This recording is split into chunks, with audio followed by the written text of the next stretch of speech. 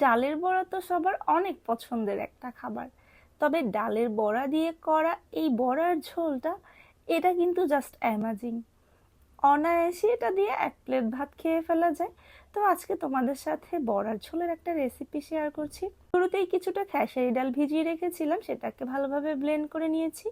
এরপর এতে অ্যাড করছি হলুদ গুঁড়ো, সামান্য লঙ্কা গুঁড়ো, স্বাদমতো লবণ এবং কিছুটা সুগার। এই সুগারটা দিলে কিন্তু বড়ার ঝোলের টেস্ট অনেক বেশি হয়। আর এতে অ্যাড করে দিয়েছি গ্রেট করে রাখা কিছুটা পেঁয়াজ। এবার এটাকে খুব ভালোভাবে ম্যারিনেট করে নেব। এবার চুলোতে প্যান গরম করে তাতে দিয়ে দিয়েছি সয়াবিন তেল। এখন আমি বড়াগুলোকে ভেজে নেব।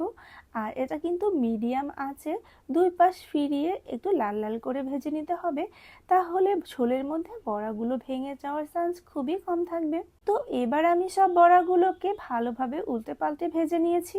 রান্নার জন্য এবার কড়াইয়ে সরিষার তেল গরম করে তাতে এক চিমটি জিরা এবং গ্রেট করে রাখা পেঁয়াজ কুচি দিয়ে হালকা ব্রাউন করে ভেজে নেব। আসলে এখানে রেগুলার কাট করে রাখা পেঁয়াজও দেওয়া যেতে পারে, তবে আমার গ্রেট করা পেঁয়াজ ছিল ওটাই দিয়ে দিয়েছি।